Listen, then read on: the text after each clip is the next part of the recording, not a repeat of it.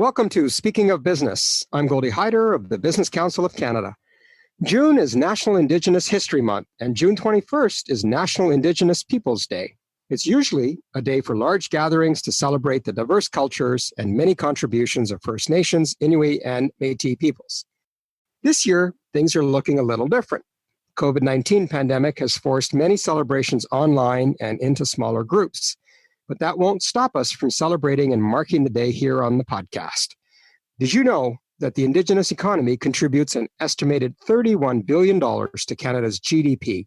At its current rate of growth, it could hit $100 billion in the next 5 years. And that is worth celebrating. JP Gladu is an Indigenous business leader, principal of Mokwate Consulting, and past president and CEO of the Canadian Council for Aboriginal Business. Welcome to the podcast, JP. Goldy, always great to hear your voice, my friend. Well, look, thanks for doing this. Lots going on, as I just mentioned, a moment to celebrate and maybe take a step away from all the usual topics on COVID. But happy National Indigenous Peoples Day to you. Thank you very much. I'm celebrating it up here in my community of Sandpoint First Nation. And it's where I spent a lot of my time growing up, and it's really great to be back on the land. Now, JP, I acknowledge that today should be a day of celebration for National Indigenous Peoples Day. But we can't deny that the backdrop in which this is happening, not just COVID, but more relevant to our discussion today is, the protests that are taking place around the world that started in the United States with Black Lives Matter. We're seeing a number of them continue here in Canada and, of course, including racism in all its forms. How are you feeling as a champion for human rights, as a leader, as an Indigenous leader, about where we are and where we're going? Well, it's boiling over. There's been actions of folks that are feeding into systematic racism, and everybody knows it's happening. I think a lot of people just choose to ignore it and go on about their lives. And what's happening now, we've got a significant global pandemic. We've got Black Lives Matter, the Indigenous community here in Canada, which I'm very much a part of. You can't ignore these issues anymore as Canadians, as Americans, as global citizens. It's hit a tipping point, and it's both troublesome to see in the sense that people are getting hurt, lives are being disrupted. There's still a lot of action still going to happen, and it's really difficult to watch. But at the same time, I feel optimistic. I feel these issues are coming to a head. Unfortunately, this is the way that we have to deal with issues, but they're being addressed. We're having these hard conversations like you and I right now, Goldie, and it's happening all the way from the grassroots right to our political leaders, and it's long overdue. In Canada, as Indigenous people, we've faced systemic racism since, almost time immemorial. And, I've, a quick little story about my community. In 1952, the government came into my First Nation, forcibly removed our community members, burned down our community in 1952. And it took us a long time to get our reserve back. It's because the Canadians, the government didn't really care. Now they're starting to care and action is starting to happen. How it's affecting me personally, in addition to everything I've just stated, is that, I'm a little bit removed because I'm in Northern Ontario. And it's hard to watch because of the social distancing, the travel restrictions. But I see a lot of my people on social media. I see a lot of great non-Indigenous people in social media supporting these issues.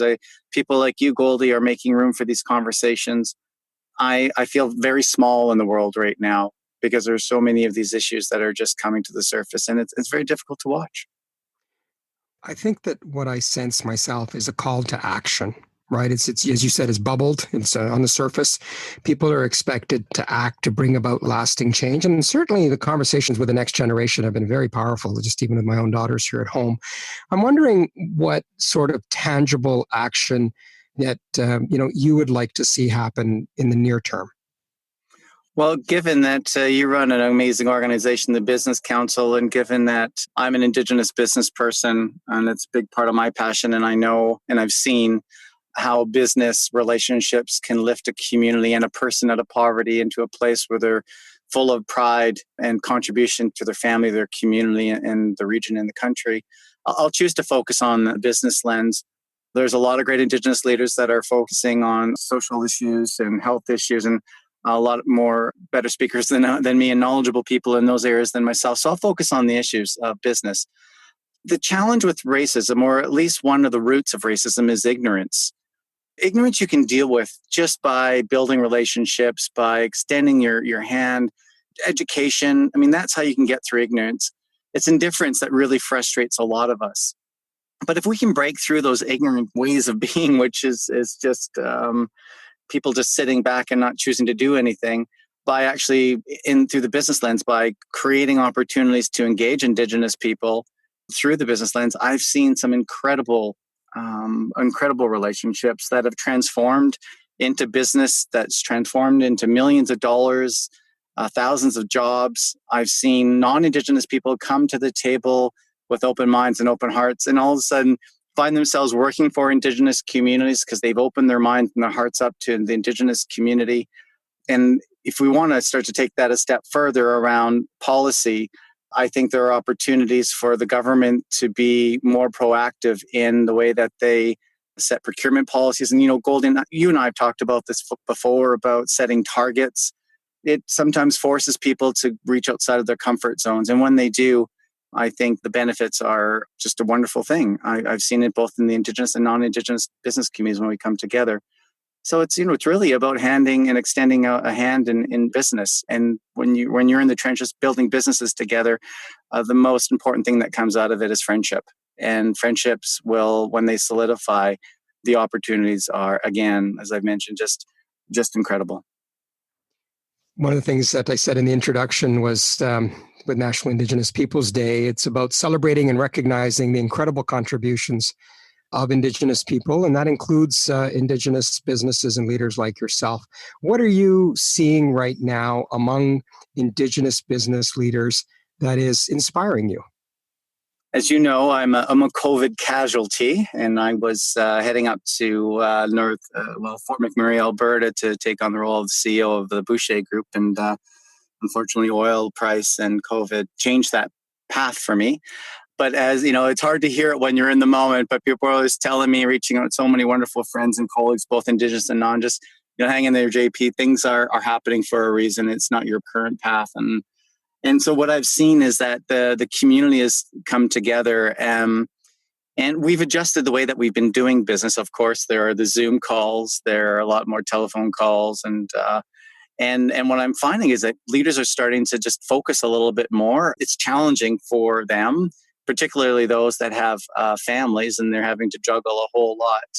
But I've seen leaders shift and focus. So as an example, one of the things that I'm really excited to be a part of, an organization, the Mikisew group of companies, is a community up in the Fort McMurray area that have brought on an independent board to work with their community.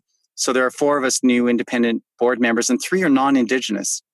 And so the Mikisew group of companies recognizes that the diversity and inclusion of non-Indigenous people into their world is a fundamental shift, and one that needs to happen to empower that community to even greater heights that it's experienced so far.